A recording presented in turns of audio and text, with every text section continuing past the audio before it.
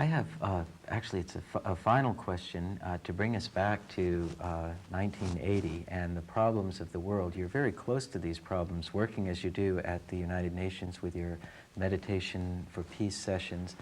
And it's a difficult question, but it concerns your personal outlook for the prospects of peace and harmony in the world.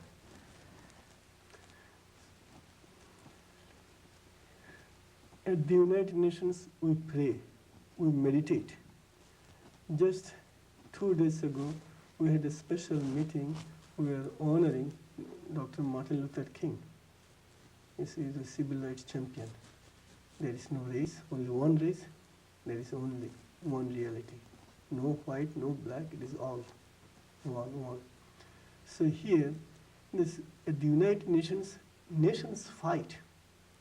But who is actually fighting, or what is actually fighting? It is ignorance that is fighting, not wisdom. It is the wisdom that brought all the nations together at the United Nations, these 52 nations or all these. It is the inner wisdom that we have to live together.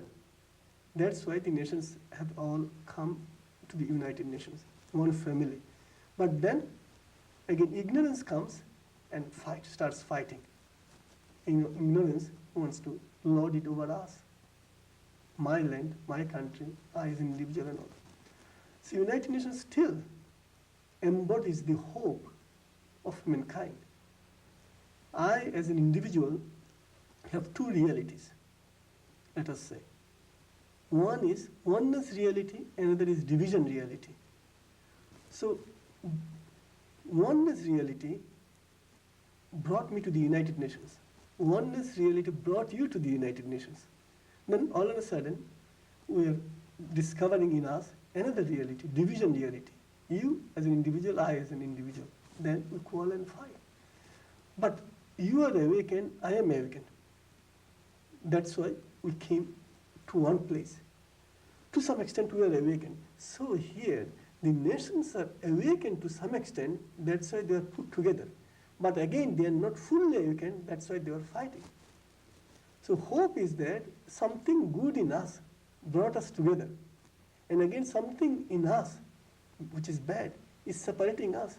But we always, being seekers, I am a seeker, we always hope for the best because our source is all good. Our source, God, the author of all good, will not be failure. Far from it.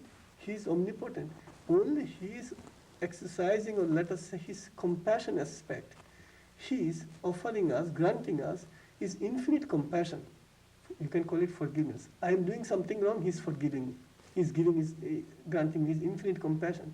But a day will come, either through His infinite compassion, He will illumine my mind, or with His justice light, He will compel me to overcome my weaknesses. So here the individual nations, some of the nations are doing horrible things, not doing the right thing, let us say.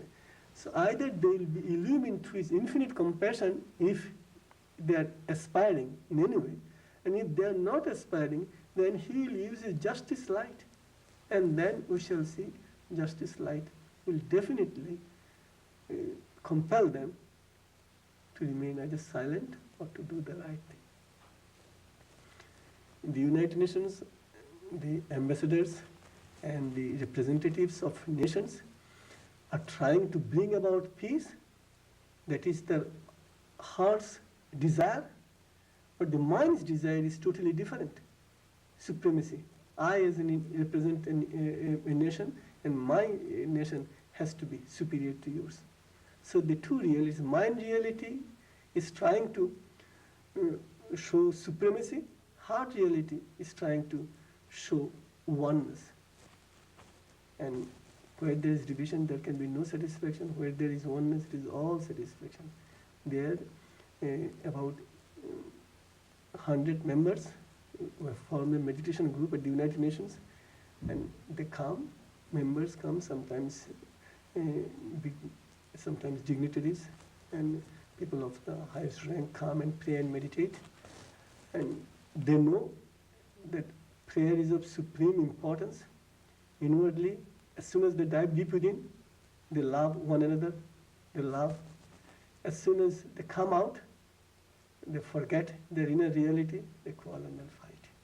So ours, we pray and meditate, we try all the time to remember what we see within ourselves and what we feel within ourselves and the realities that we see within.